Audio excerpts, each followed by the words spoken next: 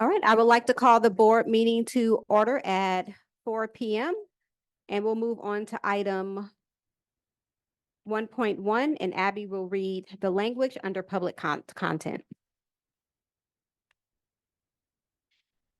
In order to help assure compliance with the Brown Act and in order to make our board meetings more effective and more efficient, trustees will speak only when recognized, and trustees who speak on a topic other than the agenda item currently under consideration will be out of order. Board meeting protocols. The safety and decorum of the school board meetings are important to Stockton Unified School District and the community. SUSD promotes the public's right to free speech, and we want to make sure that all community members, parents, and students are able to participate in a safe environment. We want to ensure all community members have a seat during the board meeting. We will have the maximum number of chairs allowed per fire code, which is 132. We ask that members of the public do not stand alongside of the walls and block the walkway. Anyone standing up during the meeting will be asked to take a seat. If they do not comply, they will be asked to leave. Any accredited news media representative who is standing will have a press credential clearly visible. There's a podium positioned in front of the first row of chairs. No one other than the person who is speaking may be at the podium except for a guardian, an administrator, or a translator. For safety, people may not line up behind the speaker to wait their turn. We want to give the person at the podium the time and respect they deserve. Each speaker will be allowed 3 minutes. Attendees are not allowed to enter the area past the table where board members are sitting. No profanity or obscenity. During the board meeting, if there is any disruption, the board president or designee will give a verbal warning to the person or persons causing the disruption. If the disruption continues after the verbal warning, the individual or individuals will be asked to leave or be removed from the premises for the remainder of the board meeting. After the meeting is concluded, we ask community to clear the lobby area in a respectful manner. Back to you, Madam President. Thank you. Moving on to item 1.2, roll call taken by Yvette. Thank you. Vice President Colon. Present. Clerk Danair. Present. Trustee Flores. Present. Trustee Mendez. Present. Trustee Rico. Absent. Trustee Zulueta. Absent. Student Representative Isaac Campos. Present. Thank you. Back to you, Madam President. You didn't do roll call for me, but I'm present. I'm so sorry, President No worries. Stevens. Thank you so much. You're welcome. Moving on to item 1.3, Student Board Representative Report by Isaac Campos of Edison High School, 12th grade. Good afternoon, everyone. I'll go ahead and get right into the reports. So for Edison, during SUSD Kindness Week, our Plus students led the charge. They started off the week with a staff challenge of inspiration and ended the week with No One Eats Alone Day. ASB held a Winterfest Spirit Week. Students and staff joined in the Disney-themed Spirit Days. This week has capped off with a Winterfest rally. At our last parent coffee hour, our mental health clinician facilitated a workshop on mental health awareness and signs of depression to help adults recognize indicators that a student may be suffering from a mental health illness. This month, Edison teachers have been participating in an on-site professional development series around essential lesson planning. Our counselors will be facilitating a financial aid workshop this week, and our Plus team will be hosting a Plus movie night on Friday, which is free for the community. In Edison Viking Athletics, our Lady Vikings Hoopers have done it yet again.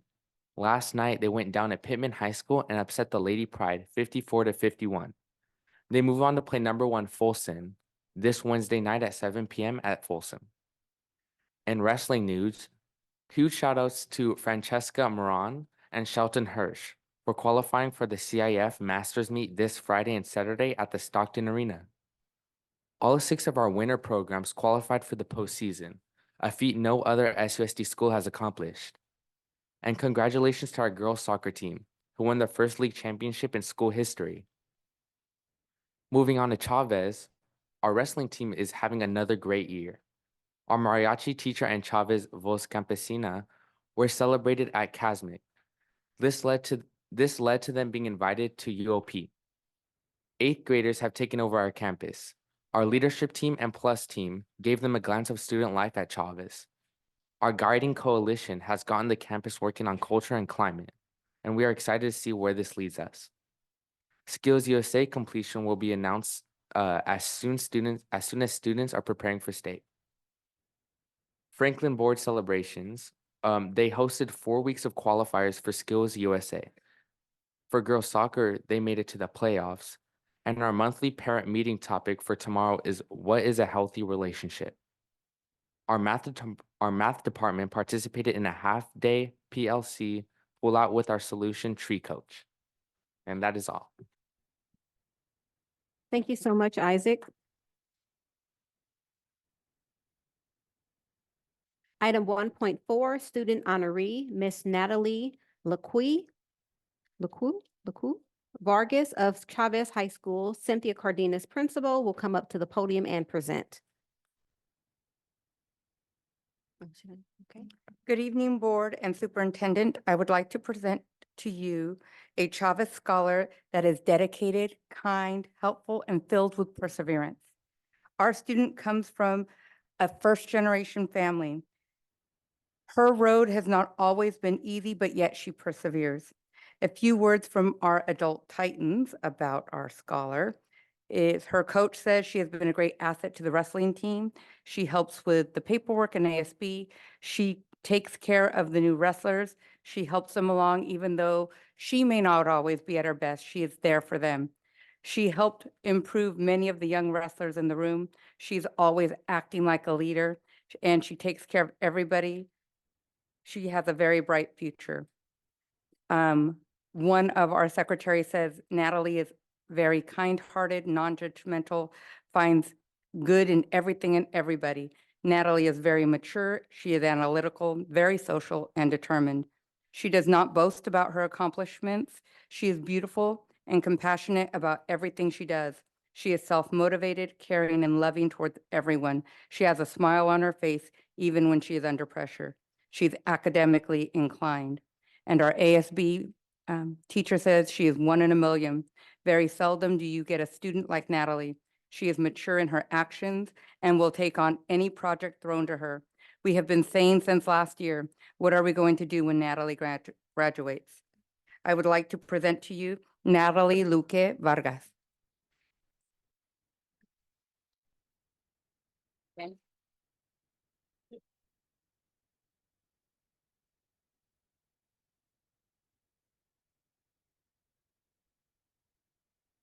Well, hi, everybody. As you guys heard, my name is Natalie. I'm really thankful and grateful for everybody here and, to be elected as your honorary student. And I'm really proud of myself and I'm happy. Thank you. Natalie, we're going to ask for you and your parents to come up with your principal, and you'll get a certificate from your board representative, Vice President Cologne.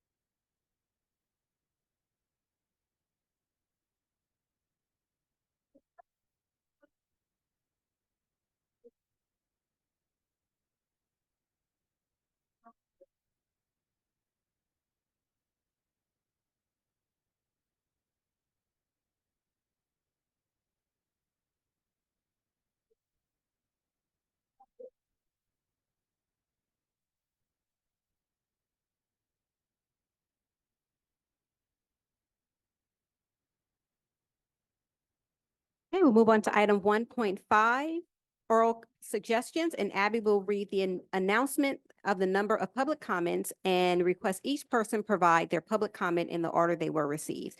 And Christina will be the timekeeper. Individual speakers shall be allowed 3 minutes to address the board. The board shall limit the total time for public input on each item to 20 minutes. Trustees, we currently have 2 comment cards for item 1.5. The first card is for Ms. Bernadette Armenta regarding item 2.3. 2.3.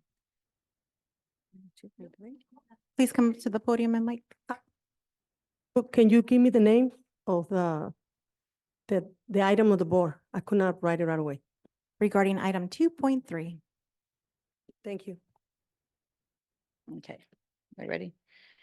Good morning, good afternoon, board members and Superintendent Rodriguez. I'm here to address the negotiations for CSEA 821 that have been transpiring.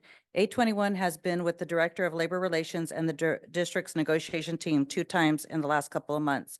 We have made little progress at the table, with Dr. Rodriguez putting out there that all employees would get a 5,000 retention bonus, as this was shared on one of her Ask Dr. Rodriguez in December 2023. This has confused the members to thinking they're getting $5,000 without stipulations. When we last met with the district's negotiation, CSEA presented a counter proposal to date. We have heard nothing back, with the district's negotiating team saying no to looking at the offer, no to discuss the offer. So we have no counter proposal from the district. How does the district expect to negotiate when your team will not look at or have discussion at the table or put proposals in writing? We interpret the district's actions as surface bargaining and bargaining in bad faith. When the district delays coming to the table to bargain in good faith, our members are forced to fall further and further behind financially, and they deserve better. The members have joined me today, are tired and wanting a written proposal. On December 12th, I brought to your attention the $56 million set aside and the additional 7% in the budgeted reserve. We are still hearing there's no money. Our members have some of the lowest hourly wages in the district. Some of our members have 2 to 3 jobs just to make ends meet. Many can barely afford gas, food, and basic necessities. The district's negotiation may think they know what it's like to be in this income bracket, but at the table, we are not getting that impression. We are told to trust the district with rebenching our salary schedule to lift all members up. But how can we trust when there's nothing or only very vague statements in writing for us to consider? All Stockton students are entitled to a free, appropriate public education. Classified makes that happen every day.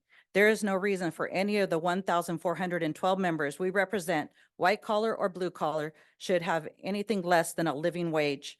Stockton Unified should be the gold standard for employment. It's time to honor your word and make a good proposal that reflects the intentions of the district, because we are tired of playing games. We deserve better. Thank you.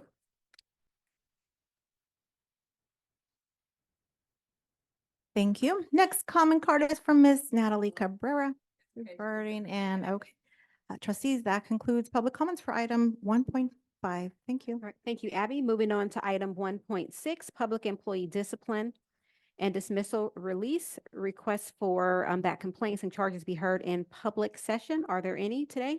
There are none. All right. Moving on to item 1.7, the board will consider in closed session item listed in closed session by Vice President Cologne. All right, good evening. So 2.1, public employee appointment certificated, leave of absence, resignation, retirement appointment.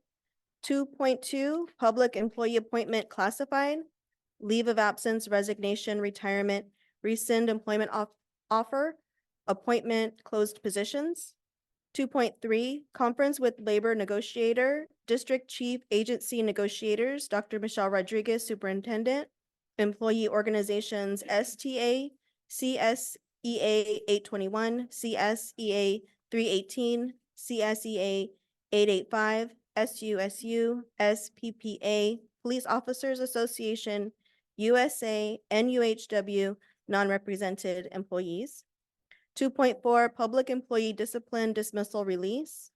2.5, conference with legal counsel, existing litigation, subsection D1 of Government Code Section 54956.9D1, student versus Stockton Unified School District, OAH, case number 2023110832, case number STK CVUOE 2022-0011-302. 2.6, conference with legal counsel, anticipated litigation, significant exposure to litigation under subsections D2 and E3 of Government Code Section 54956.9, one potential case. 2.7, public employee performance evaluation, goal setting, certificated superintendent. 2.8, student expulsion, A15. Thank you. Thank you, trustee Cologne. We'll move on to item 1.8. The board will now recess to close session.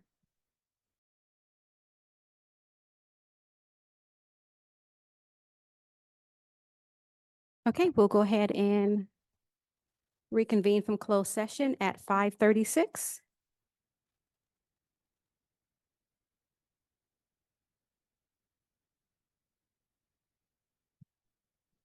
And Yvette will read the language under public content. In order to help assure compliance with the Brown Act and in order to make our board meetings more effective and more efficient, trustees will speak only when recognized. And trustees who speak on a topic other than the agenda item currently under consideration will be out of order. Board meeting protocols, the safety and decorum of the school board meetings are important to Stockton Unified School District and the community. SUSD promotes the public's right to free speech, and we want to make sure that all community members, parents, and students are able to participate in a safe environment. We want to ensure all community members have a seat during the board meeting. We will have the maximum number of chairs allowed per fire code, which is 132. We ask that members of the public do not stand along the side of the walls or block the walkway. Anyone standing up during the meeting will be asked to take a seat.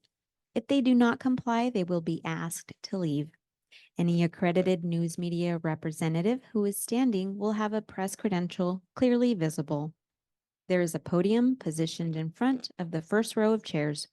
No one other than the person who is speaking may be at the podium except for a guardian, an administrator, or a translator.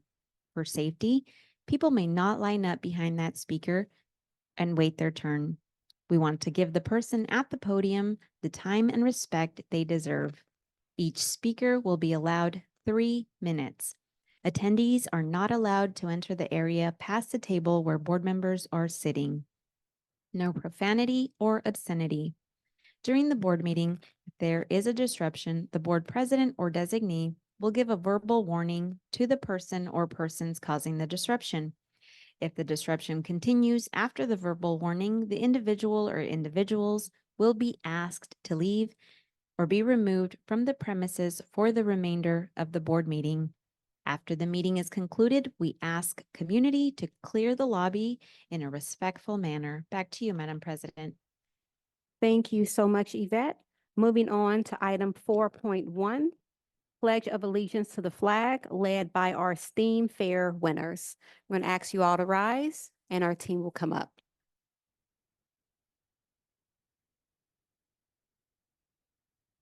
We're going to have you all come up to the podium.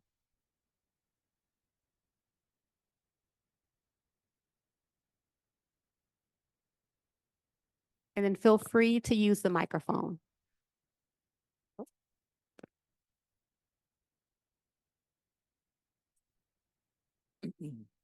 I pledge allegiance to the flag of the United States of America and to the republic for which it stands, one nation, under God, indivisible, with liberty and justice for all. Thank you all so much. Can we just celebrate our STEAM winners?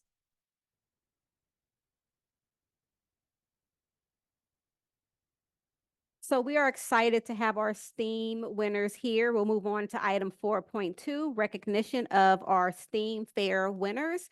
Vice President Cologne will read out the names, and I'll stand below to hand out the certificates. So when you hear your name, we're going to ask that you come up and take a photo as well.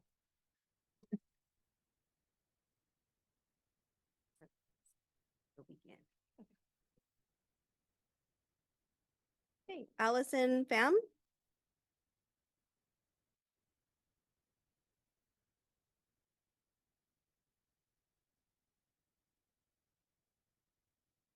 Remy Divine Kaji.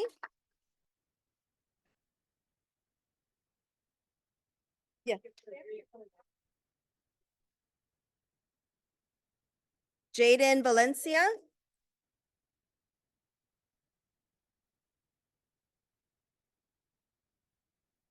Sarah Cervantes.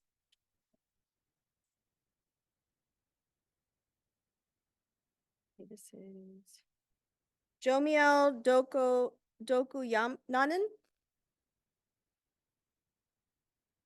I also want to say that Jomiel was also the second grade class at Fillmore Showcase Project. He won second place for K's K through 3.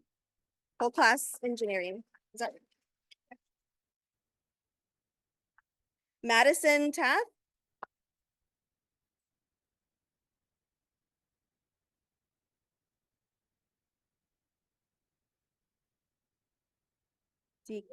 Kai Ali.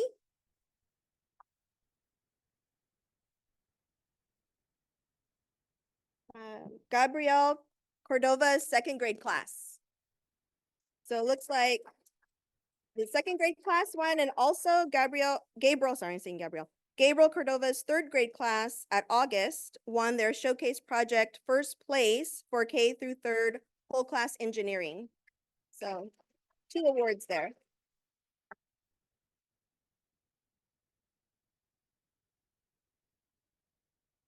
Elena Bocage?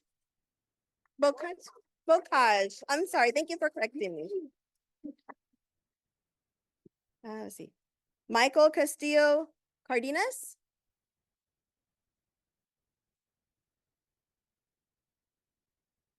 Celine Rodriguez, or not sure if I pronounced it right. That's an S or a J. Wrong one. Sorry. Oh, that one's Michael. Thank you. Thank you. Thank you. Okay. Amanda Medina Hernandez.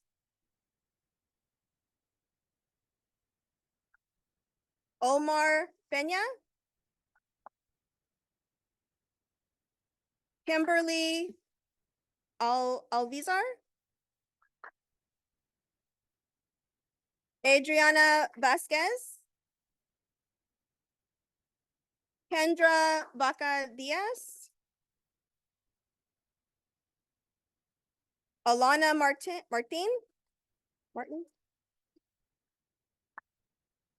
Amaya Jackson. Sasha Lee.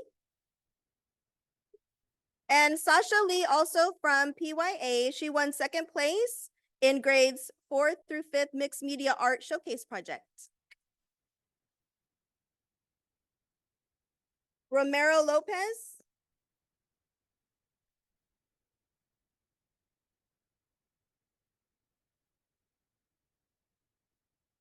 Lady Ortega Escobar.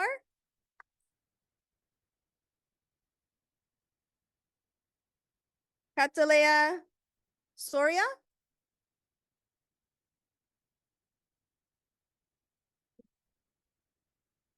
Brooke Pham.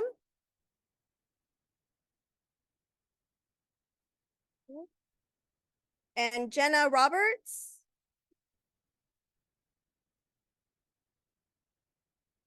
Jimena Gonzalez.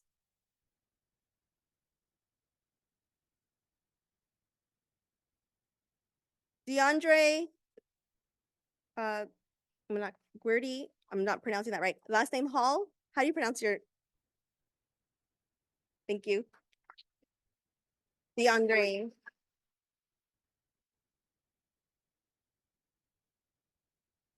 Thank you. Aiden Newt.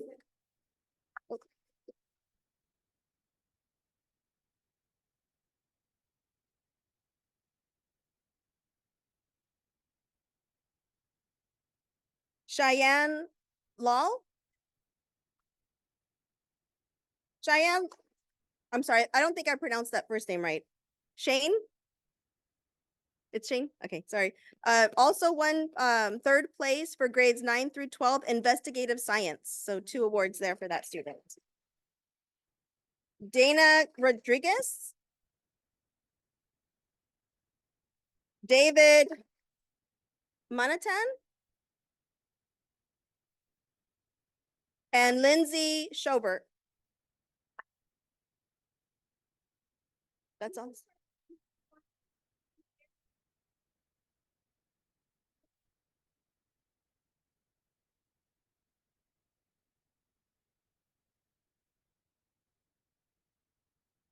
Está pidiendo que también los padres se vienen para el frente para estar con sus hijos. So parents, if you can come on up to be with your children and staff.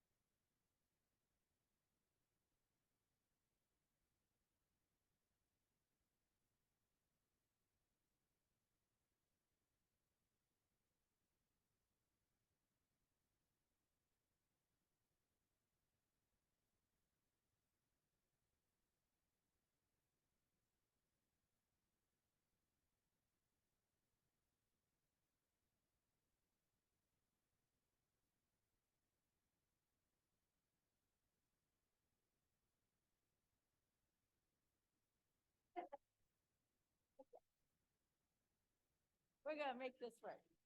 Oh yeah, this will work. Okay, we're gonna do a few. Ready? 1, 2, 3. 1, 2, 3. 1, 2, 3. And then we're gonna do, just in case. Okay, 1, 2, 3. And these will be on the website by the morning. Congratulations.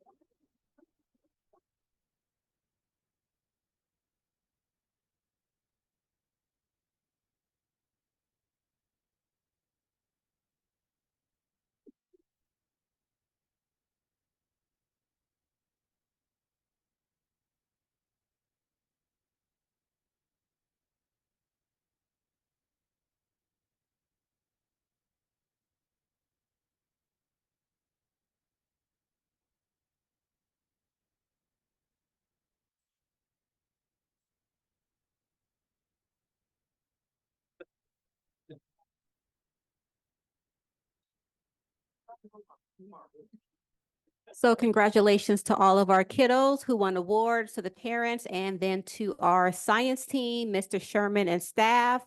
Thank you all so much for doing the great work that you do. You're welcome.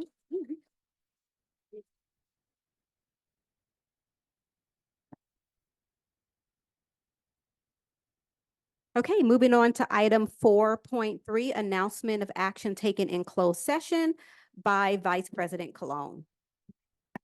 Okay.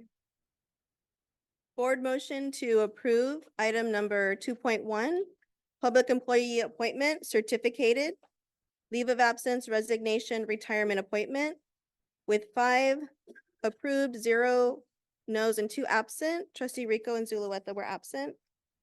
Board motion to approve item number 2.2, public employee appointment classified, leave of absence, resignation, retirement appointment with 5, 0 and 2 absent. Trustee Rico Zulueta being absent. No action for item number 2.3. Board motion to approve item number 2.4, probationary release of 1 special education assistant severely mentally handicapped with 5, 0 and 2 absent. Trustee Rico and Trustee Zulueta being absent. Board motion to approve item number 2.4, public employee discipline dismissal release, job abandonment for 1 library assistant with 5, 0 and 2 absent. Trustee Rico, Trustee Zulueta being absent. No reportable action for item 2.5. Board motion to approve settlement agreement for case number 4158227 with 5, 0, and 2 absent. Trustee Rico and trustee Zulueta being absent. Board motion to approve item number 2.7, public employee performance evaluation goal setting certificated superintendent with 5, 0, and 2 absent. Trustee Rico and Zulueta being absent. Discussion only for item 2.8. Thank you. All right, thank you, trustee Cologne. We're moving on to item 4.4, order of the agenda, and Abby will read the oral announcement. This is the opportunity for the Board of Trustees to make any changes to the order of the agenda. Otherwise, the order of the agenda will be as published. Thank you. All right. Is there a motion? All motion. I'll second. Okay. Any discussion? Roll call vote?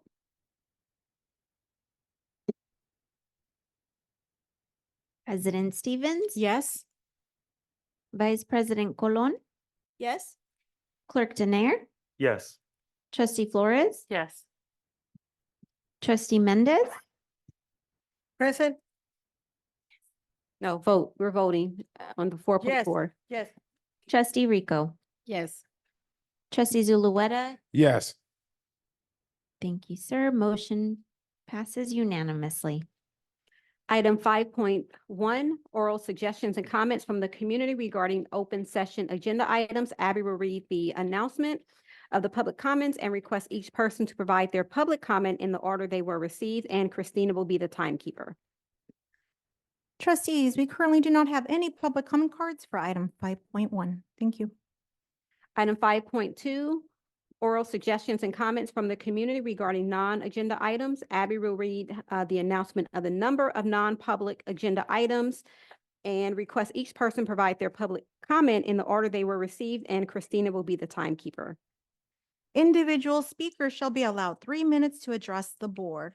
The board shall limit the time for public input on each item to 20 minutes. Trustees, we currently have 2 comment cards for item 5.2.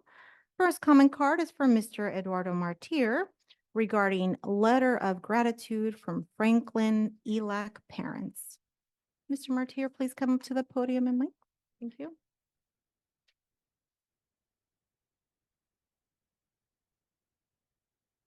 Good evening, Superintendent Dr. Michelle Rodriguez, Board President Kanita Stevens, and Board Trustees.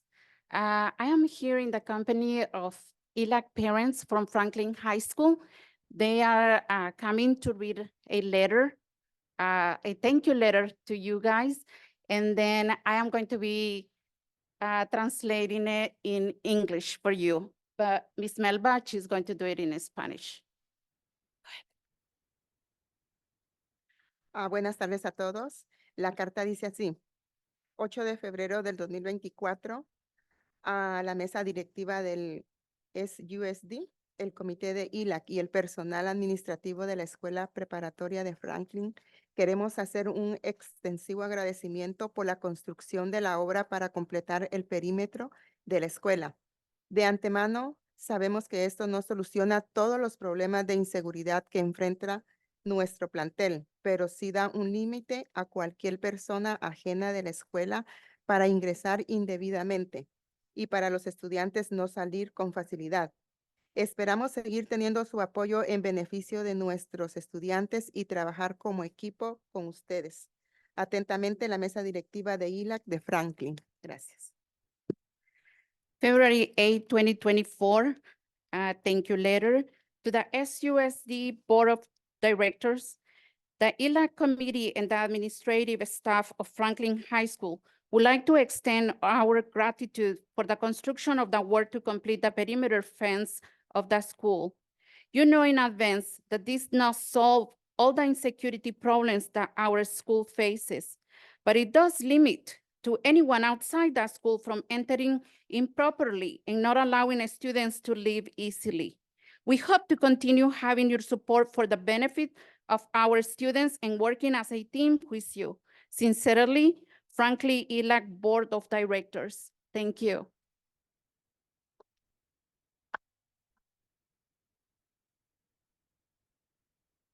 Thank you. Next comment card is from Miss Julie Joint regarding preschool concerns.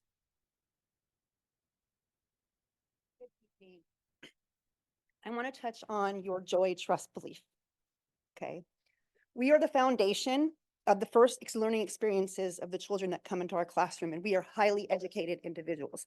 Every day we wear many different hats for our families we serve. We are not here for the fortune and the fame. We are here because we enjoy teaching, but there is no joy in preschool. We are not okay. We can trust that our administration will not adhere to our parent handbook. Parents can come into our classrooms, curse at us, threaten to physically harm us, and the only option is transfer to another site or stay. We can trust that children will be able to miss multiple days as long as they have excuses, even if it's half the school year. We can trust that parents will be allowed to drop off and pick up their children as late as they want, as long as somebody comes, with no action taken per our parent handbook. We can trust that our seats mean money and quantity is more important than quality. We can trust that we can continue to have students with behavioral issues and submit referrals and be told, sorry, we're backlogged. We can trust that there will be continued concerns in our classrooms with other staff members and nothing will be done. Emails go unanswered, phone calls go unanswered. And when we do get a phone call or an email, more often than not, we are felt berated, bullied, and interrogated. And there is many preschool teachers that feel that they cannot speak as a fear to retaliation. We can also trust that we will continue to have inadequate time to complete our assessments and parent conferences, but be told, it's okay, you can take it home on the weekend. Thank you for your time. Have a blessed rest of your evening. Thank you. Trustees, this concludes public comments for item 5.2. Thank you. All right, moving on to item 6.1, approval of consent items. Abby will read the oral announcement. Does any trustee have any item they would like removed for separate consideration as an action item? After any items are removed for separate consideration, there will be a vote on the consent items without any discussion. Thank you. All right, is there a motion? I motion. Is there a second? I will second. All right, roll call vote. President Stevens, Yes. Vice President Colon, Yes? Clerk Denier, Yes. Trustee Flores, Yes. Trustee Mendez, Yes. Trustee Rico, Yes. Trustee Zulueta. Yes. Motion passes unanimously. Item 7.1, presentation, key performance indicator, iReady, reading and math, winter results update by Mr. Casey Klappenbach and Dr. Jason Murphy.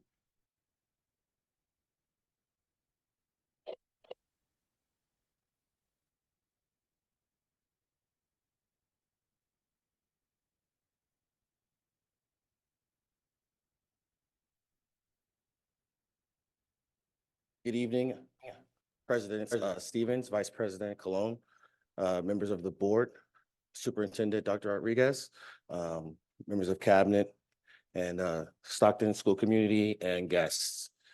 It's a pleasure to be before you again to continue our dialogue on sharing out on key performance indicators that are informing our work to support our students in being successful.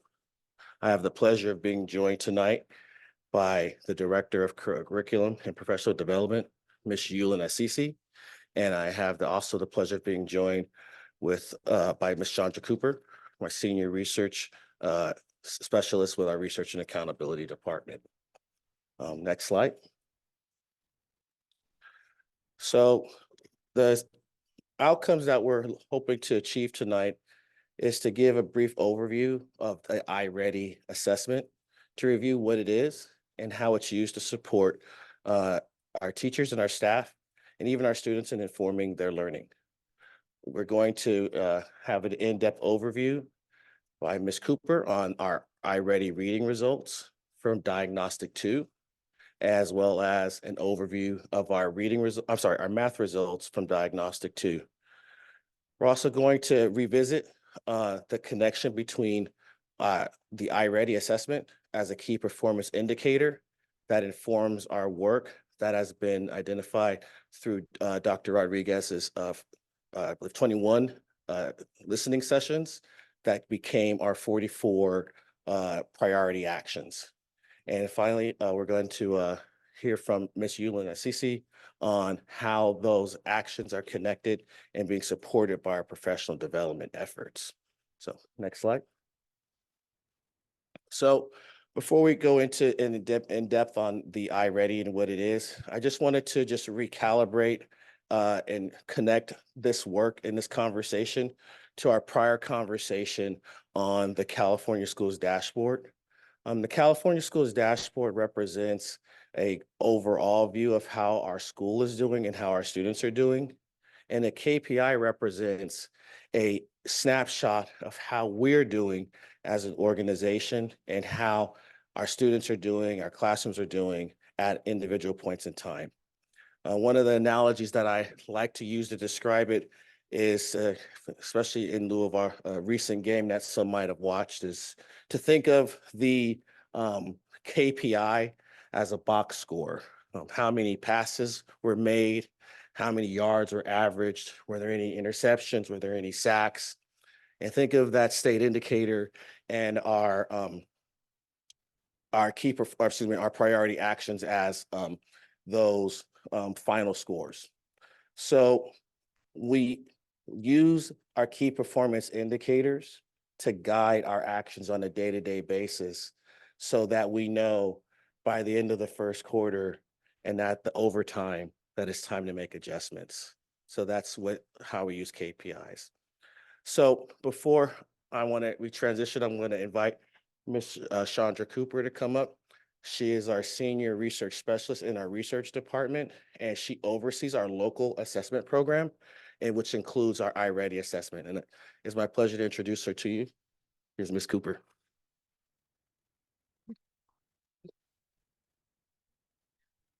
I want to thank you, Dr. Murphy. This is my first time up here, so he knows I'm a little nervous. But as he mentioned, I'll be going over our iReady results. So before we go over our iReady results, I just want to give you an idea of what iReady is. Next slide. Right here. No? Thank you. Okay, so iReady is an online assessment, and it's given for our, thank you, that's okay. He always tells me what can go wrong will go wrong, so we kind of gotta just go with punches. So what is iReady? iReady is an adaptive online assessment, and it tests for reading level proficiency, grade level proficiency in reading, and also in math.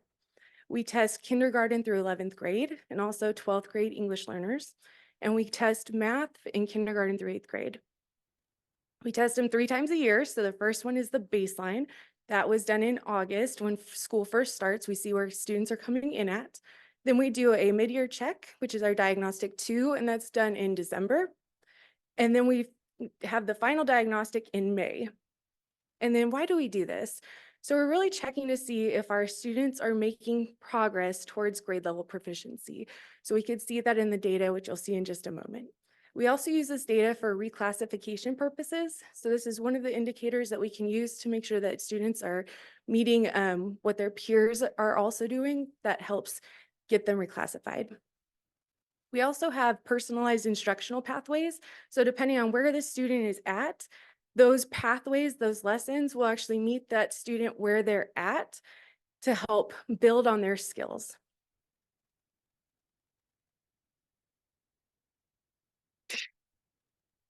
Got this, guys.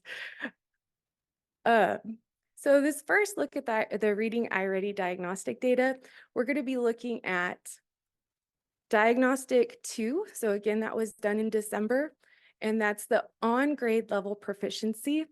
And in the chart, you'll be able to see the total district is going to be that gold bar on the far right-hand side. So for diagnostic 2, we came in just under 25% of our students were on grade level. That was an increase of 0.1% versus prior year.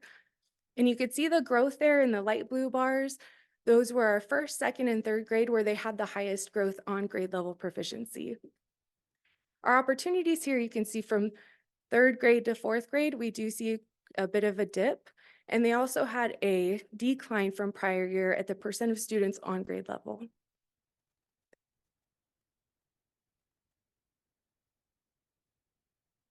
This next slide is also our reading diagnostic 2, but it's looking at our growth from fall diagnostic 1 to winter diagnostic 2. And you can see all grade levels in K-8 actually had an increase from their fall to the winter scores, where we did see a slight decline in our high school 9th, 10th, and 11th grade.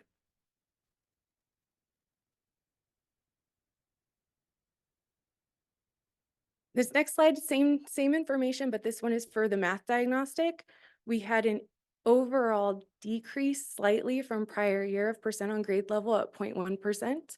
And our overall percent was 17.4% of students on grade level for math.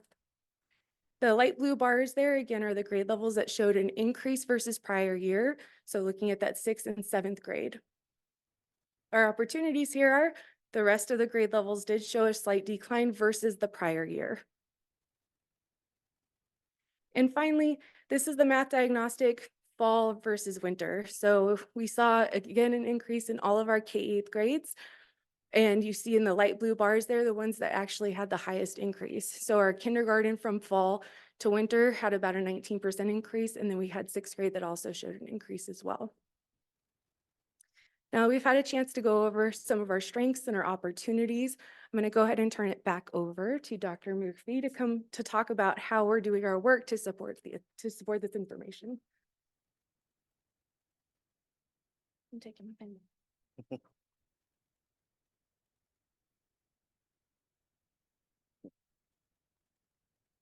So oops, jump forward. Got some latency here.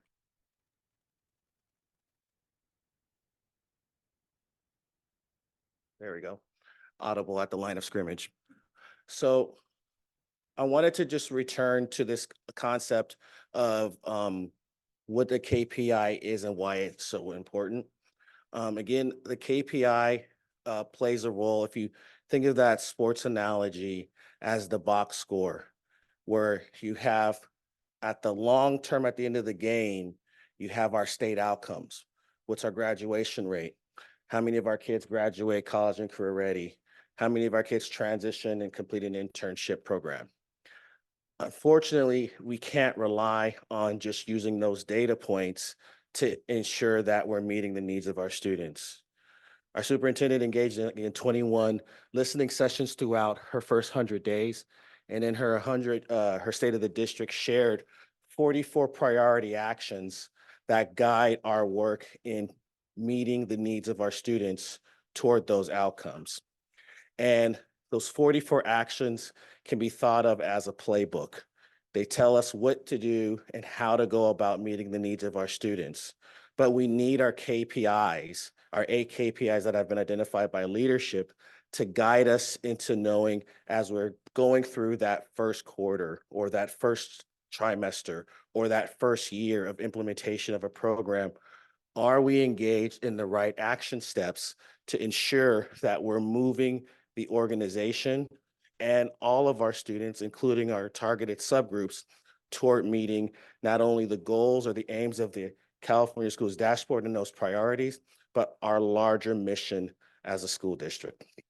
So to that end, I want to share how we are using our KPIs to guide our individual work. And one instance is, see if I can get this to work.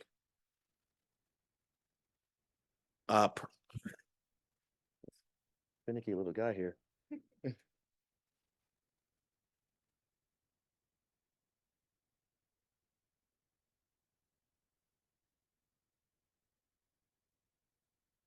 Can we go back manually? Just one slide.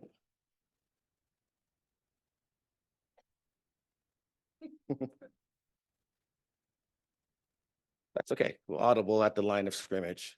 So what that prior slide shows is actually one of our key priority areas, priority action 38 and 39.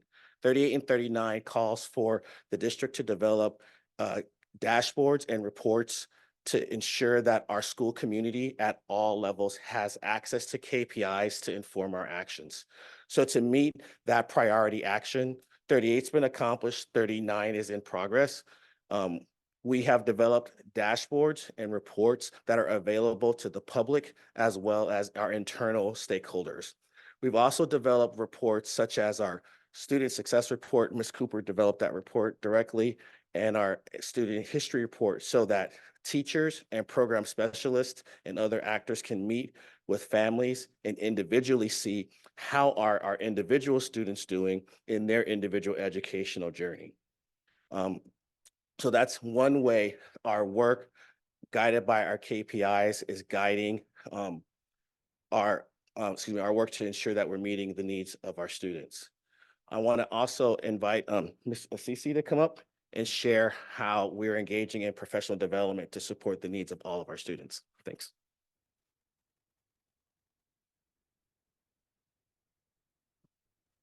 Thank you, Dr. Murphy. Oh, you're gonna make me click, aren't you? Good evening, Board, Madam President and Dr. Rodriguez. I appreciate having the opportunity to be up here to share what we're doing, maybe. I don't know. I think we saw it enough times. Maybe we've memorized it at this point. In any case, so when we look at our data and when we have our teachers look at data in their PLCs, when we have our teachers meet in their professional learning communities, the gist of what they're doing is looking at data for their students, whether it's math or language arts or science or history, and evaluating that data, analyzing it, and then determining what the next steps are. And so at the district level, we're no different. We do the same thing. So the data that Dr. Murphy and Mrs. Cooper shared is similar to the data or the same data in addition to what we look at as a department at the district level and determine what the next steps are. What can we do to help our teachers and our students advance?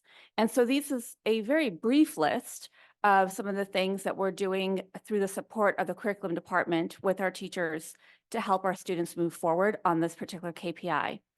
So we do a number of site level trainings.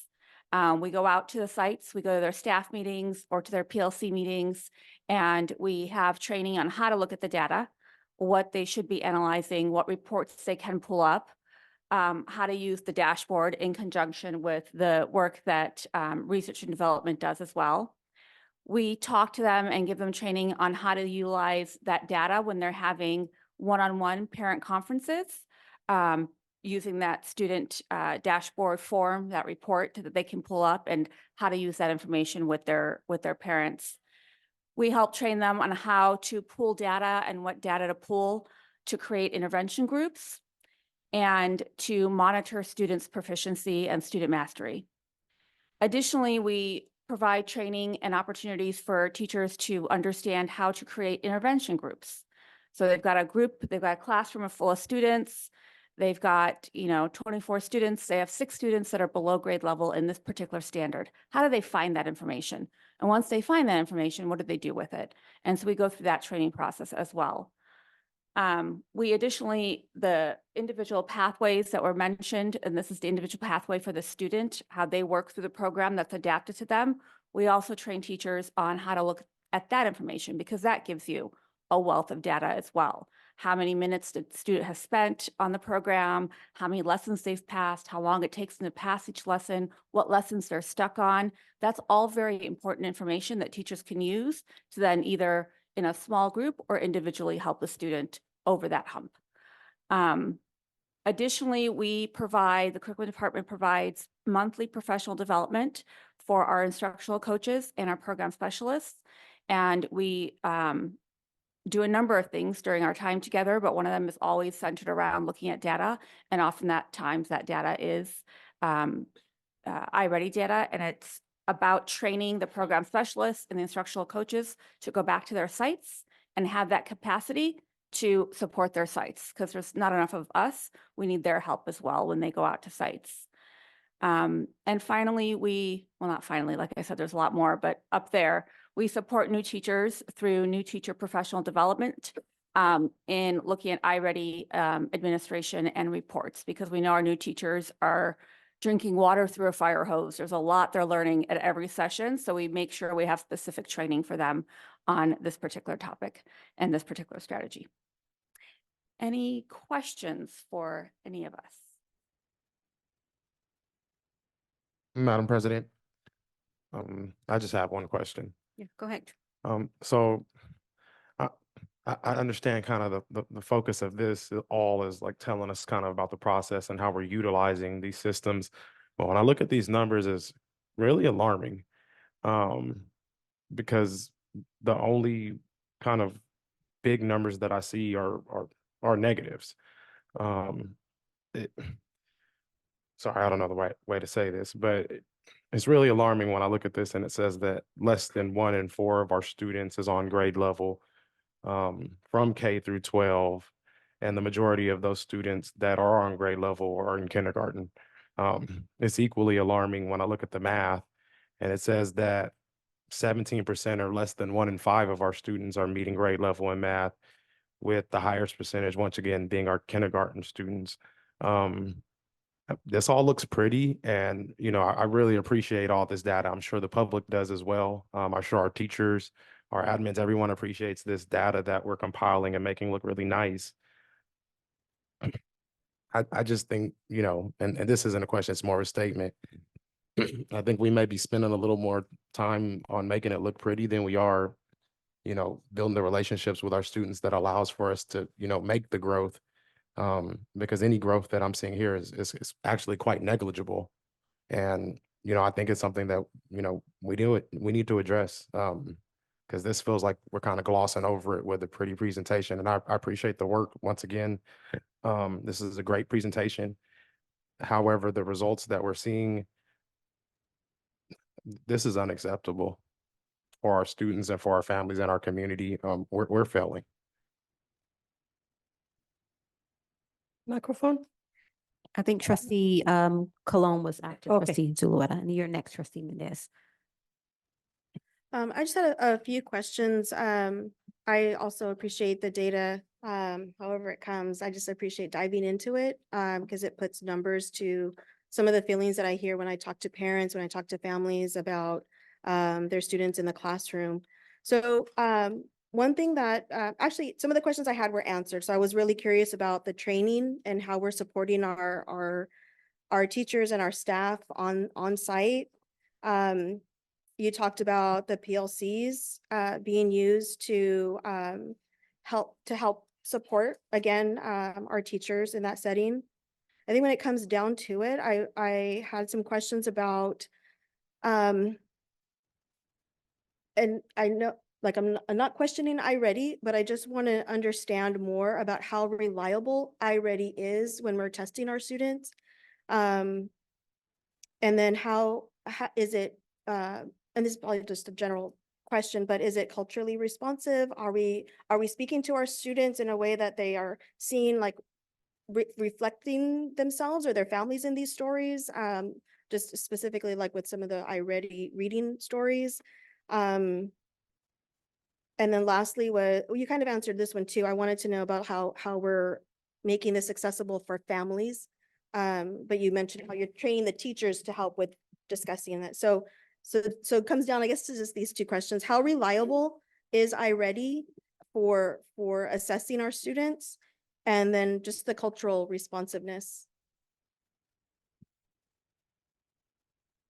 Thank you for the question, Vice President Colon, and also thank you for the comments. To the first question about the reliability of the assessment, our department, in addition to the company curriculum associates, has done our own analysis of the data.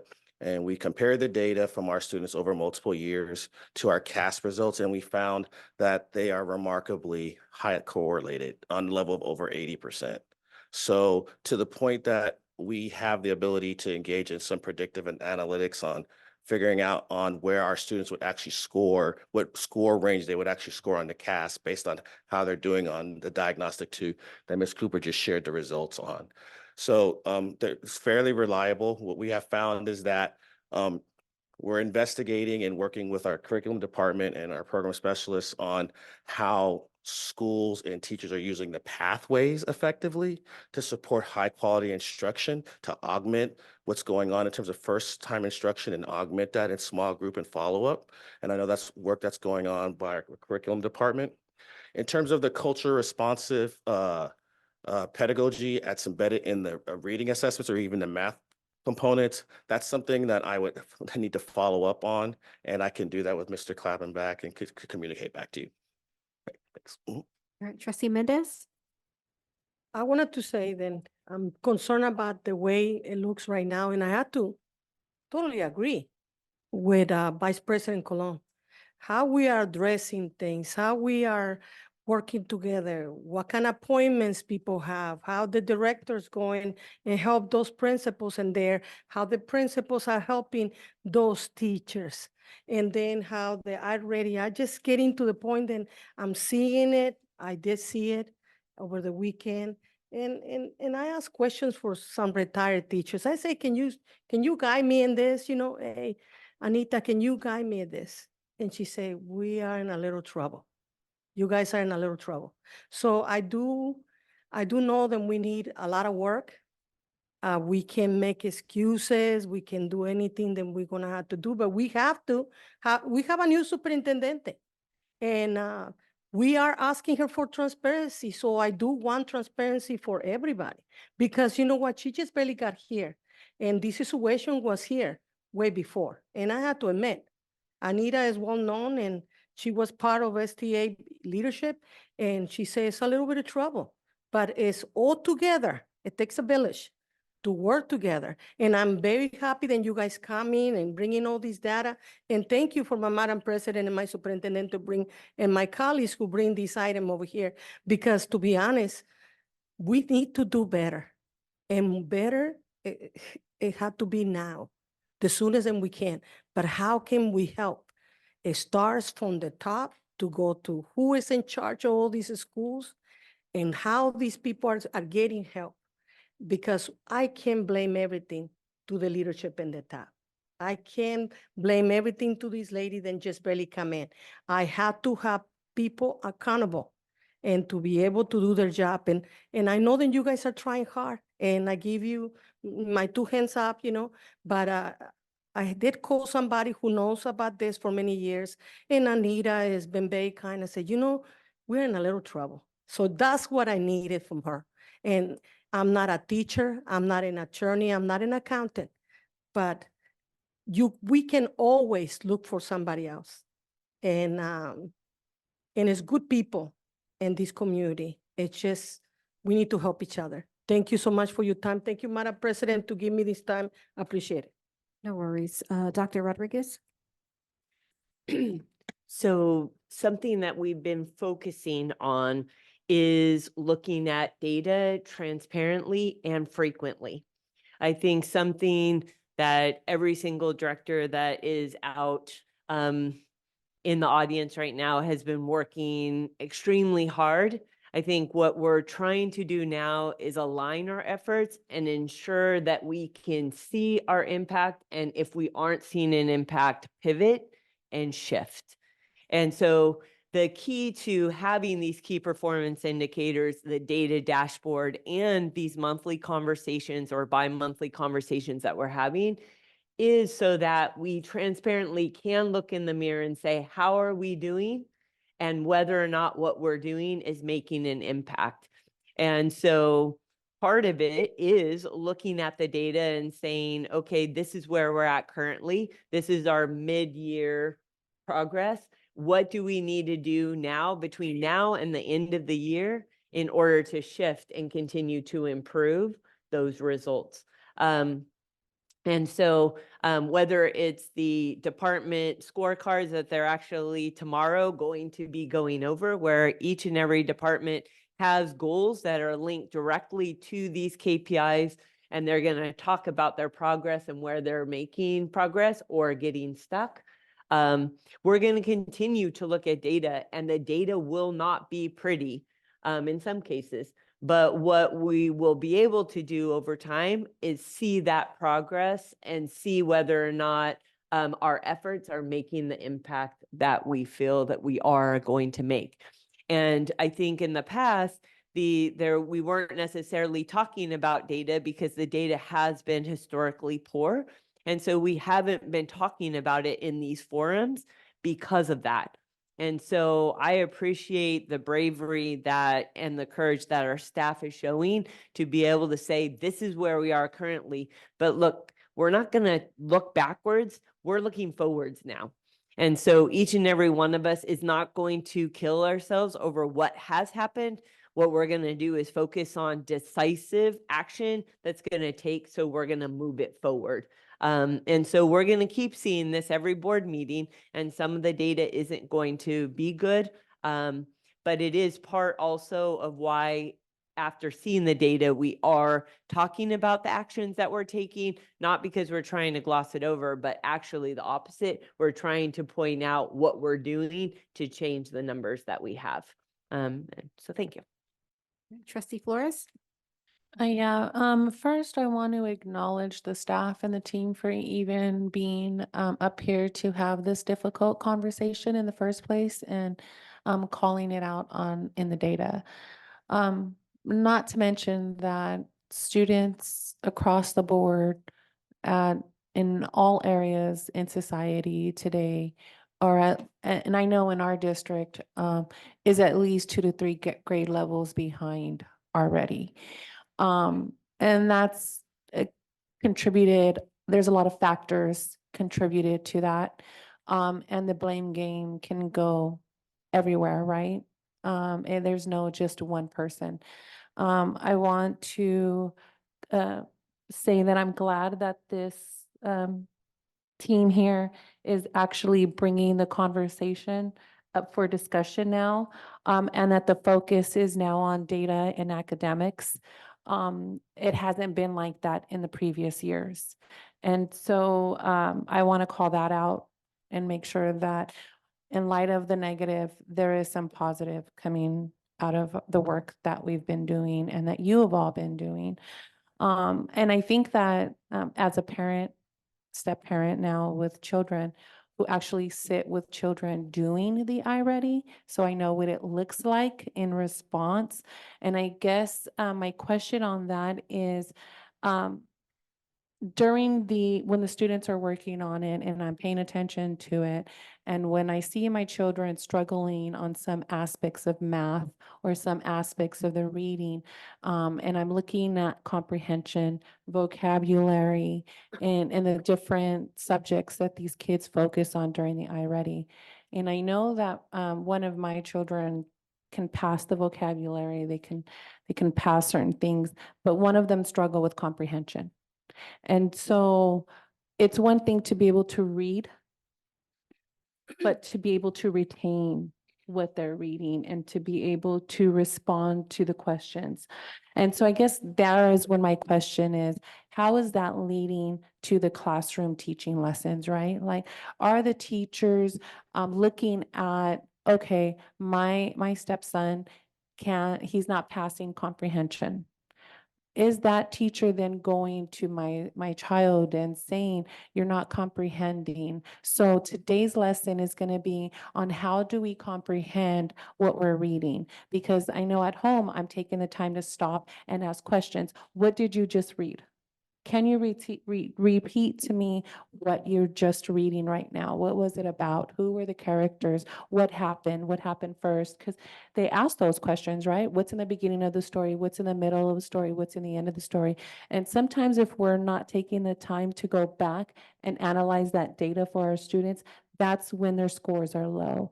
So, needless to say, my children score high pretty much on most of them, because we have a limit that 85% is acceptable, nothing less.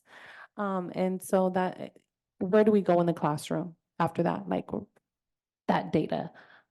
So I think that's where, and do parents have an option to go and say, hey, I was doing iReady with my children and they're struggling in comprehension. They're struggling with responsiveness. They're struggling with vocabulary. Thank you. So thank you for that question. It's a very good question. And it's one that we spend a lot of time on because you're absolutely right. We can teach kids to decode, to read, but that doesn't automatically mean they're comprehending what they're reading. And so the good thing there is that our core curriculum, Benchmark, which is what we use for language arts in grades K through 6th, is Benchmark. And that curriculum, a lot of the focus of that curriculum, that first teaching, is around comprehension. They have readers theater, they have small stories, they have decodables, they have quizzes and comprehension checks. And so there's a lot of time spent within the curriculum itself on reading comprehension, which is critical because that goes all the grades, right? We don't learn reading comprehension in 3rd grade and stop learning it. It's every grade level. As the text becomes more complex, right? In 1st grade, we're reading, see Pat run. By 4th grade, they're reading a technical manual, on how to put something together, right? So as that difficulty increases, we have to continue to give students the skills to be able to comprehend different kinds of text. As far as the iReady pathway, that's one of the things that we talked about where we train teachers to find those students that are struggling on those specific skills and pull them aside and do that small group instruction and that individual instruction. So that's why it's so refreshing, I guess, I can't think of a better word, that the data we can pull from iReady can get that finite and we can find out exactly where the students are struggling. Does that answer your question? Elon, so I have a question. This might be for you, from someone from your team. Hopefully. Can you speak a little bit to how you see SIPs and letters kind of supporting us and supporting our kids with increasing data as we see it today? Yeah, absolutely. And you saw that in the K through 3 increase that we saw for the K through 3rd increase on reading. So yes, we want kids to be able to comprehend, but before comprehension, the chicken that comes before the egg or the egg that comes before the chicken is that decoding. So we're not going to get kids to comprehend what they're reading if they're not reading fluently. And SIPs and Heggerty are critical to helping our students achieve that ability to read. So then they can read to learn. And we are seeing progress for those school sites, for those teachers who are committed to SIPs and committed to doing it the way that the program is designed to be delivered. We are seeing the results in their data. When we look at SIPs data alone, we are seeing the results and it is improving our student scores. And so getting them to be able to read is the first piece. And then the last question for me is, what's the universal conversation that teachers are having with parents so that they understand where their student is when it comes to the data? Or is there a universal conversation? So I can't say for sure that there is, right? I'm not in all the conversations, but I can say that on the students' report cards, their iReady scores are printed on their report cards. There's an opportunity there. And when teachers meet with parents and they do that student data sheet, those iReady scores populate and they're able to have that conversation with parents there as well. And it populates in such a fashion they can see where the struggles are and the weaknesses are, so they can have those conversations. And most teachers have it in their syllabus, do 15 minutes of iReady pathway a night. That's critical. Oftentimes if they're having just parent conferences or conversations and the parent says, but my child is struggling, what do I do to help them? The question is, are they spending time on iReady? Are you making sure they're sitting down with their child, or making sure their child is sitting uninterrupted without any other screens and spending some time on iReady? So I believe that there's a lot of conversation around that. But as we know, there's never just one answer. And while iReady is very important and gives us a lot of information, we also want to continue to focus on that teaching through our core curriculum. And is there a communication that we can send out, or maybe that's more for, can we send out an iReady text to parents, making sure that their student is getting that screen time at home coupled with what's happening at the school site? Yeah, we can look into it to see what would be that text. Each teacher uses iReady a little bit different. So let me look into it to see just what that text necessarily would be. I think one more other thing that I also noticed, I'm glad we're having this conversation because now I can ask questions. Some of the information and assignments on the iReady, my child has came and said, I haven't learned this in the classroom yet, or it's a grade higher than what I'm working on. Is that? That's possible because as Dr. Murphy pointed out at the very beginning, the iReady diagnostic adapts to the student's ability. So if the student is answering questions correctly, they'll gradually get more difficult or above grade level, or move down as the student is responding. So once they're placed in their individual pathway, it's entirely possible that the student places above their current grade level in some areas, and so therefore is getting questions on material that hasn't yet been covered at that grade level. So absolutely, that's possible. Any other questions or comments? Oh, one more from Trustee Cologne, and then we'll move on. This might be a question that I'll probably ask at each one because I'm really curious to know, like, what are realistic goals? As we look at these numbers, it seems like the percentage increase is small, but maybe that's realistic and then we can gain momentum around that. Or maybe for the next presentation, we can see like what are realistic goals that we could probably expect, or. Thank you. You want me? Somebody's going. I'm gonna sit down. Mr. Coppenbach, you want to take Yes, this one? yes, I will take this one. Yes. So right now, even though you saw just the percentage of students towards grade level, right, hitting that proficiency, we also are digging deeper into the data. It's called rate of improvement, right? Are they making the realistic goal or are they making a more ambitious one? And so we can definitely come back to that because we can come and visit that with their SIPS data and then other areas as well, because sometimes we don't always see the increase on that overview right there that you saw tonight, but there's different categories. So you'll actually be able to see, okay, they're not at grade level, but they are responding to the instruction that they're receiving in their classroom. I would just like to echo that. There, if you look on the student success sheet, it actually has two different goals for students. So it's got their typical growth goal, which would be where the student is now, and then on average, what they would normally have as an increase. And then there's a stretch growth goal, and that's an ambitious goal for them. So it's saying students have met this before. This is where you can go. And that's where we really want to push students, especially if they're that 2 or more levels behind. We really want them to get to that stretch growth goal because they've shown if you can hit that 2 years in a row, we can get them on a pathway to grade level. And so there's just some of the things that we have conversations with teachers. So they then tell parents, and we have the kind of a community, we need the parents to be sitting with their students. We need them to understand, where their students are. And so that's a great question. And we do have that data as well. This was kind of more of a top line, but it's definitely something that we should be continuing to talk about. All right, thank you all. Oh, for your presentation.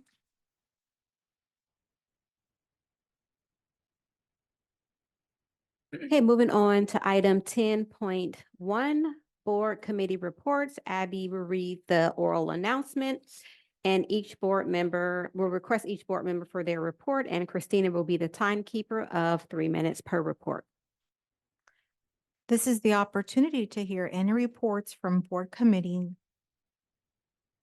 held within the last 2 weeks. There will be a 3-minute limit per report.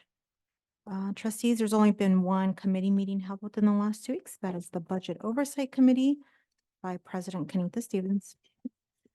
So that'll be led by Trustee Cologne and Trustee Denier.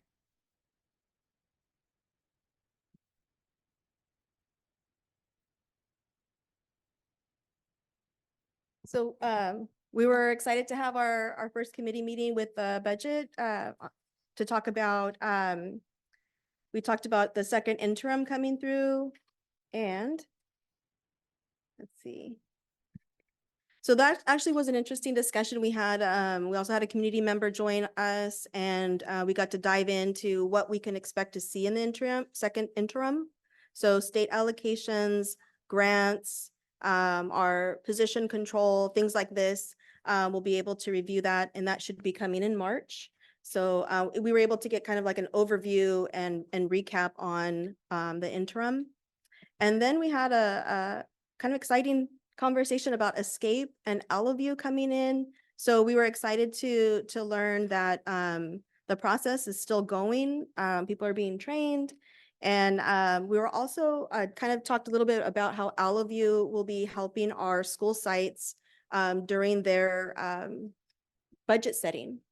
And that particular program is something that our sites can use to talk about budget during their parent coffee hour or school site council meetings, things like this. It's going to be a user-friendly type of program in comparison to Escape, which is more of the accounting type program that's going to help us across the board.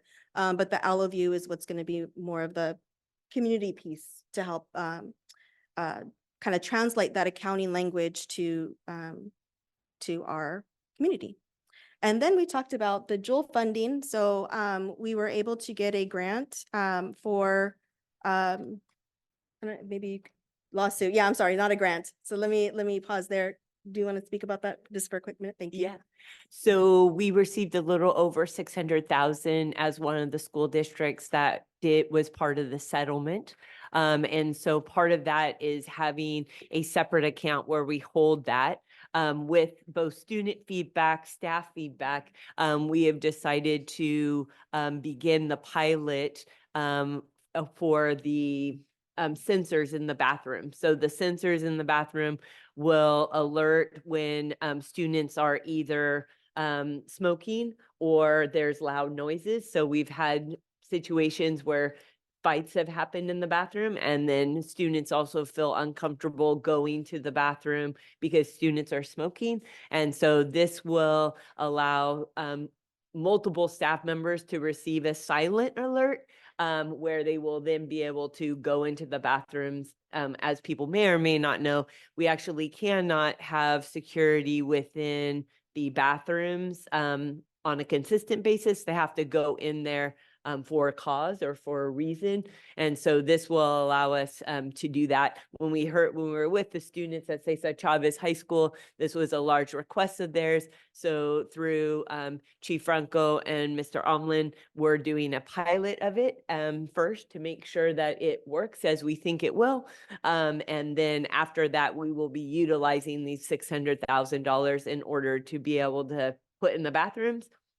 It might seem like a lot of money, but each one of the sensors is $7,000. And so if you think about how many bathrooms are even in one comprehensive high school, we will utilize all the funding for that.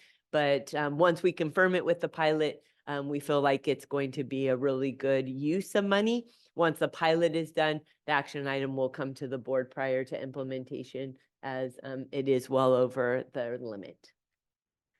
That is time. Vice President Colon, thank you. All right, thank you. Moving on to item 10.2, brief reports on trustee activities. Abby will read the oral announcement. Christina will be the timekeeper of 3 minutes. This is the opportunity for each trustee to make a brief announcement or to give a brief report on their own recent district activities at the district pursuant to Brown Act Government Code Section 54954.2A3. There will be a 3-minute limit per report. Thank you. All right, I will start to my right with trustee Flores. I just want to say thank you to Mr. Viramontes and Franklin and Miss Gonzalez, the art teacher at Edison, for bringing some student volunteers and all the student volunteers that showed up for our Sopas de Amor event at the Mexican Heritage Center. As always, great event and always support from Stockton Unified School District student volunteers. And that's it. I yield my time. Thank you. All right, thank you. Trustee Denier. Good evening, everyone. The only announcement that I have is that I will be continuing my community office hours. It's every first and third Wednesday mornings, 8 to 10 a.m. The next one will be February 21st, Wednesday, 8 to 10 a.m. at The Well on Center Street in downtown. Hope to see you. Bye. That did sound like a voicemail. Okay, moving on to me. So I had the opportunity to attend our EL subcommittee, our EL town hall. It was really great to hear. There wasn't a ton of parents there, but there were some rich conversations about how we really can create opportunities for our EL students.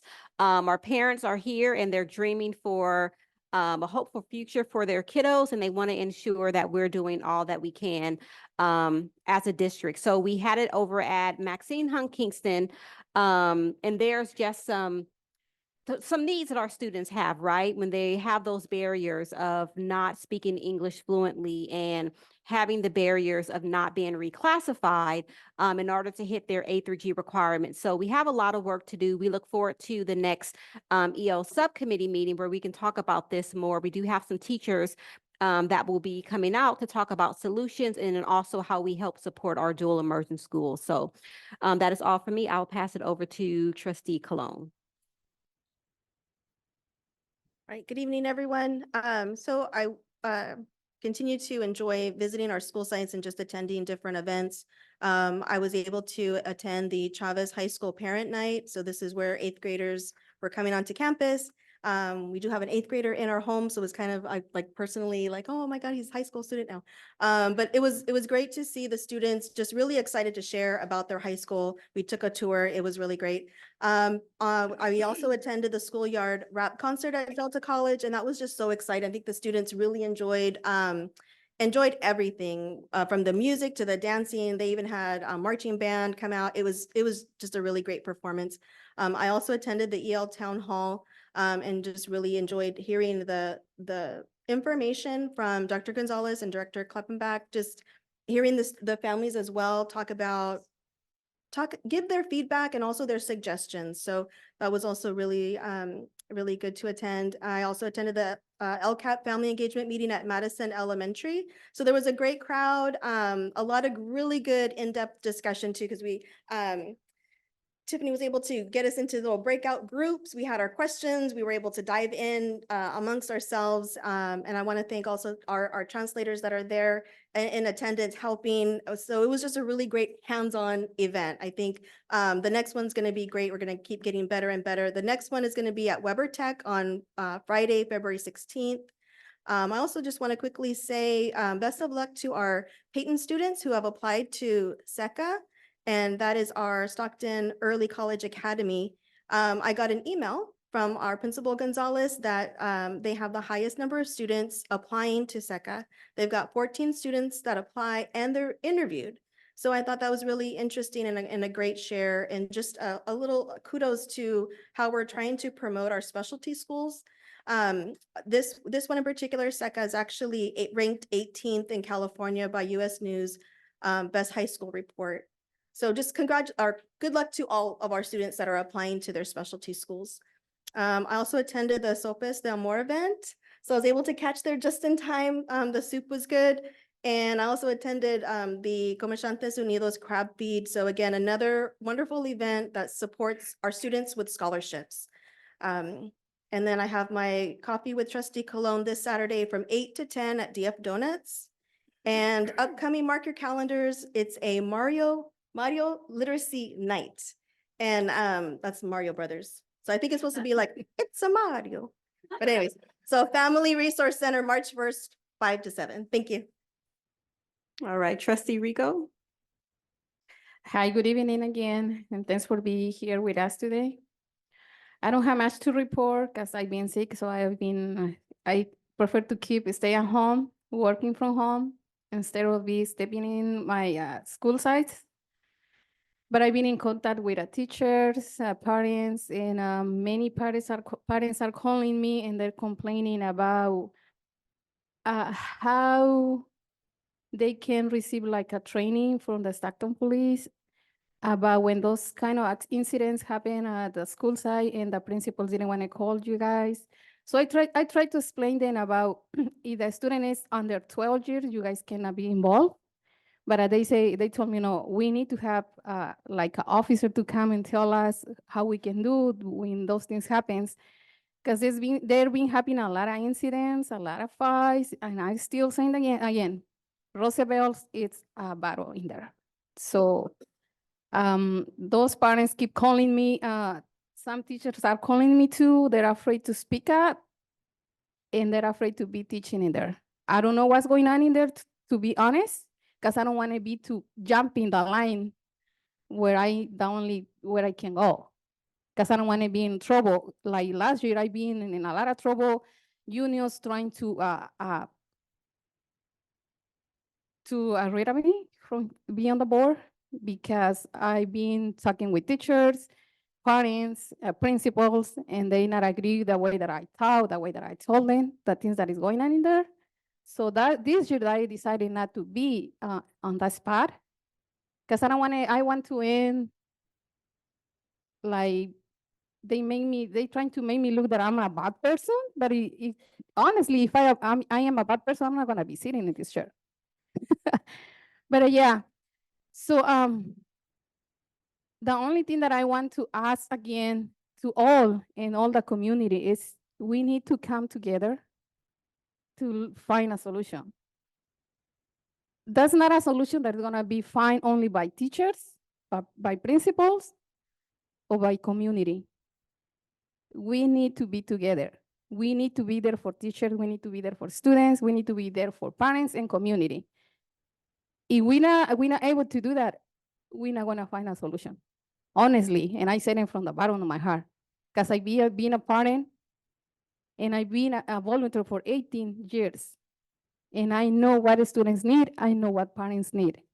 And there are many parents that don't know an idea where to go when they need those kind of resources or support.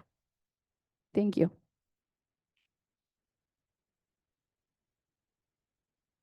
All right, trustee Zulueta. I yield my time. Thank you. All right, trustee Hi. Mendez. Yes, I have an excellent meeting Friday with some parents in a park. And they make burritos, we bring waters and soda, we sit down in the park. McKinley Park has been one of the areas that I've been using for a long time. Parents are concerned about what's going on, how the children are learning. Parents are concerned about all the dynamics of this district, the bad publicity.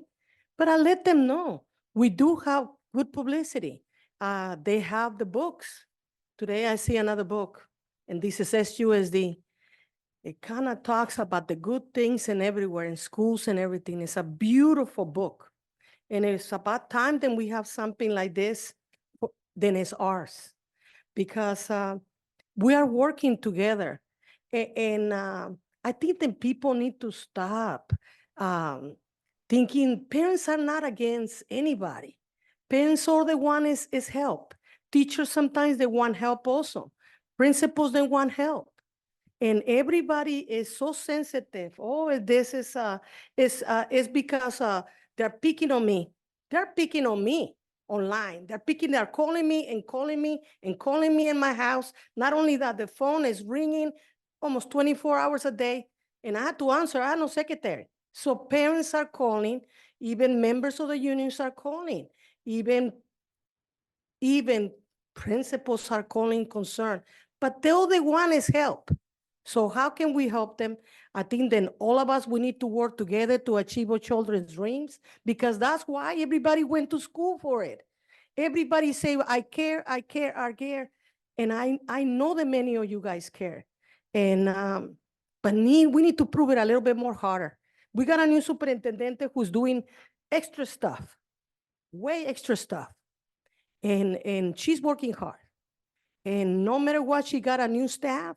We need to support the staff, work with the staff, cooperate with the staff. All of us, we need to work together to achieve our children's dreams. And that's about it. Because if we don't do it, it's not gonna work. I just wanted to let you know it's not gonna work. And you know what's gonna happen with all negativity? The state is gonna come over. They're gonna come over. People are not taking seriously. Let's give each other a chance to this lady to achieve and work together, all of us, to achieve the American dream. Thank you. Thank you so much. Moving on to item 11.1, superintendent's report. Yes, thanks so much. Well, we've talked about it twice now, but I wanted to highlight, so something that we are trying to do is to highlight the positives of what is happening within the district. So within this brochure, within the specialty schools brochure, it actually also highlights programs within our comprehensive high schools, our local neighborhoods, where we are doing extra special programs that support students and their passions, interests, and talents. So we have open enrollment. So that's something important. We frequently have parents that say, my child is not being successful in this current environment. Where can they go in order to meet their passions, interests, and talents? And so our open enrollment process is open now. It closes on February 23rd. So I encourage people who want to attend another school other than their neighborhood school, they need to apply and do that interdistrict or intra-district transfer before the 23rd, because we are required to have an unbiased process. And so we have the lottery that's going to be held at the enrollment center on February 27th.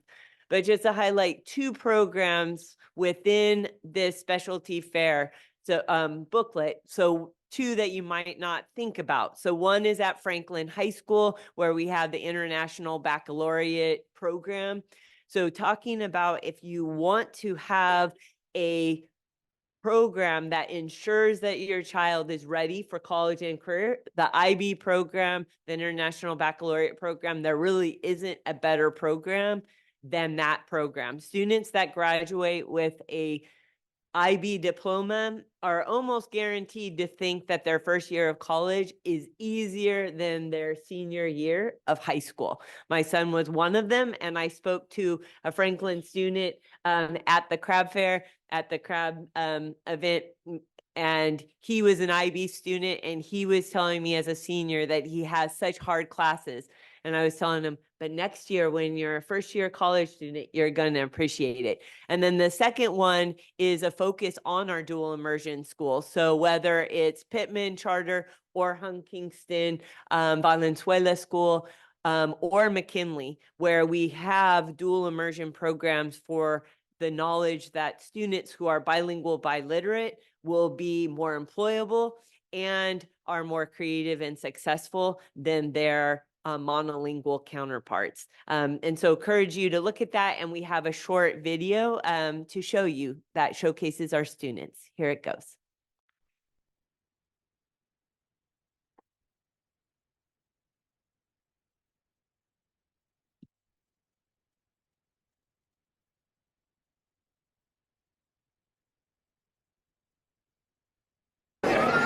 Stockton Unified School District has 19 specialty schools, and each specialty school is showing off. A specialty fair in Stockton showcased what each SUSD specialty school has to offer. I believe that Health Careers Academy has helped me get into networking with other professional individuals, but not only that, the opportunities that they offer, the internships, the medical assistant program, which I believe will get me prepared for my actual career that I want to have in the future. I feel like opening these types of fairs to the community, it allows us to give more engagement, not only to the students, but to the parents, just so they see what all the other smaller schools have to offer. You know, just to let them know that there's other options, not just going to the traditional big high school. From health careers to robotics to construction to multimedia and the arts. I want parents to know we have a theme this year: joy, trust, and belief.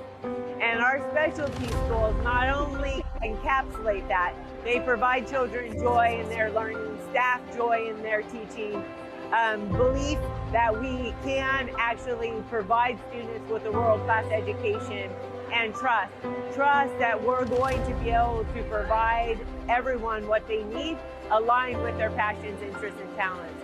SUSD is offering something for each student as part of the whole child, whole family, whole community.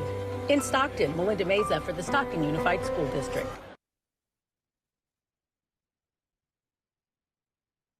And just so you know, there was a lag on that. So the video is actually better than that, but we will, it is on our website. Thank you, Dr. Rodriguez. Moving on to item 11.2, adoption of resolution number 2355, proclaiming February 15th as School Resource Officer Appreciation Day. Is there a motion? Make a motion? I'll second. Okay. Motion by Mendez, second by trustee Zulueta. Any discussion? All those in favor? Oh, actually, no, I'm sorry. Roll call vote. President Stevens? Yes. Vice President Colon? Yes. Clerk Danair? Yes. Trustee Flores? Is absent. Absent. Trustee Mendez? Yes. Trustee Rico? Yes. Trustee Zulueta? Yes. Motion passes 6-0 with trustee Flores absent. So at this time, we have our resource officers here. I'm going to ask if Chief Franco could come up and Lieutenant Marquez, if you can come up, and Trustee Cologne will read off the certificates. We'll ask that you all come up for a photo and shaking of hands with your team.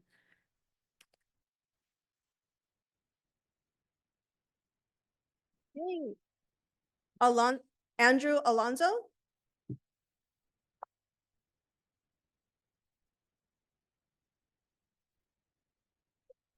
Oh, I'm sorry. Okay, yeah. It says on there, I should have read it. Okay. Okay, Trenton George from Franklin High School.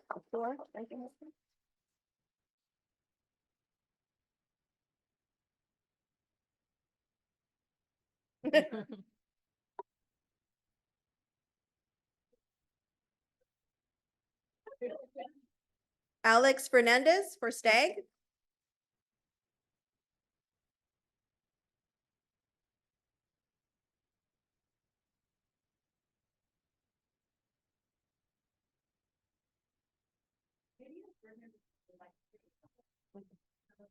Okay. All at one time or, okay. Edgar Montez for Weston Ranch.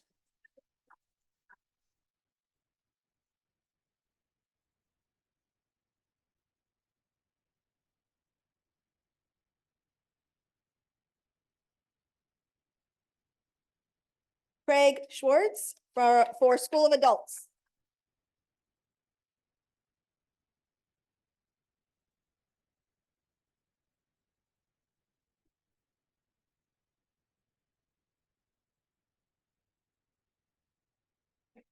Okay. And Karina Gutierrez for Chavez.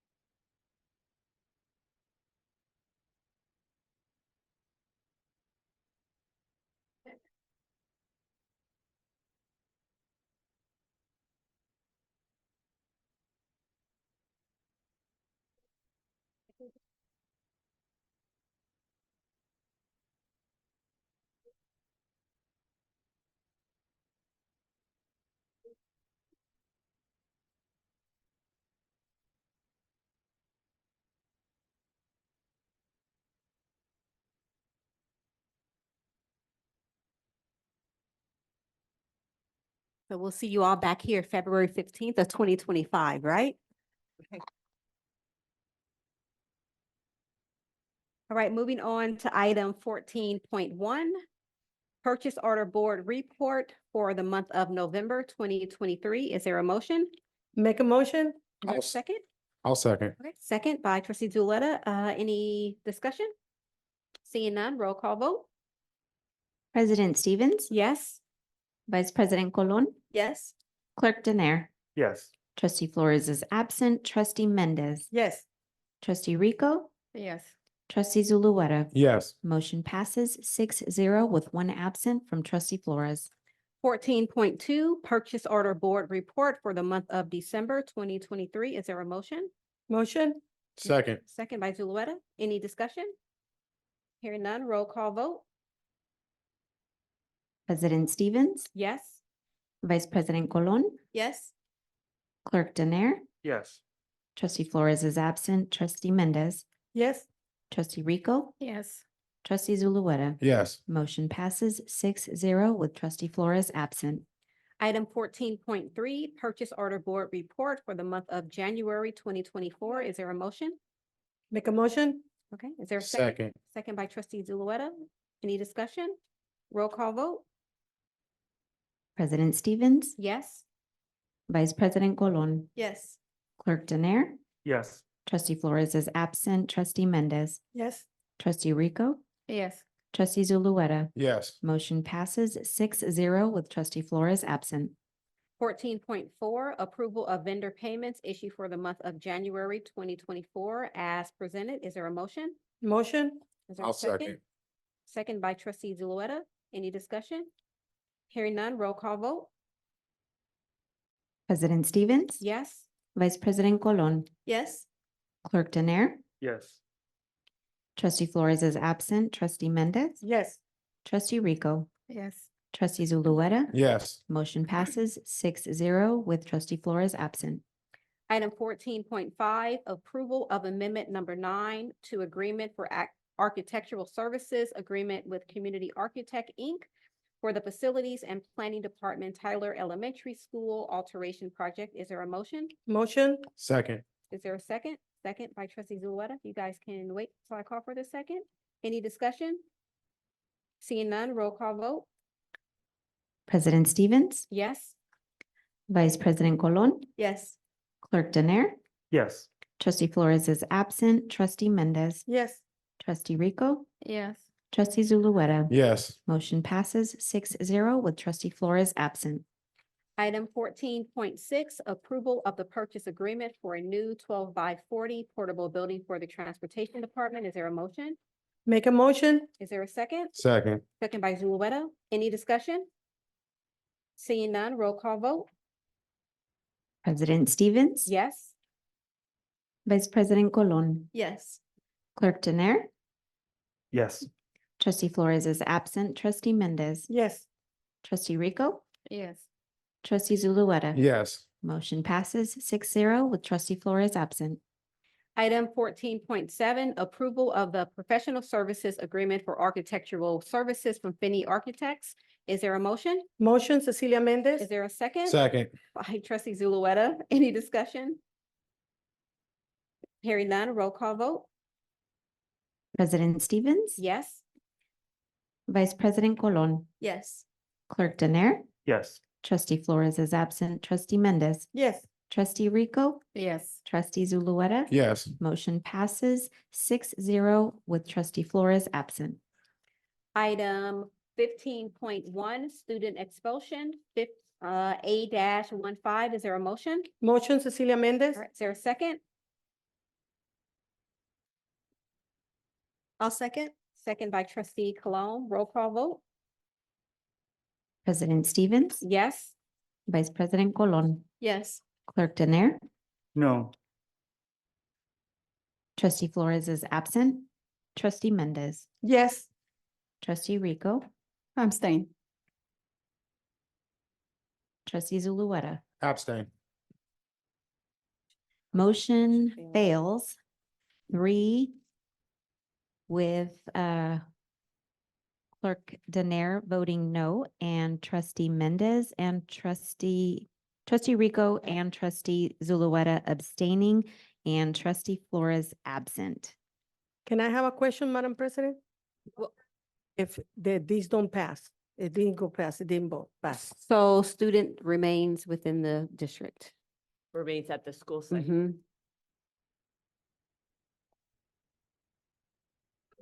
So we made the vote.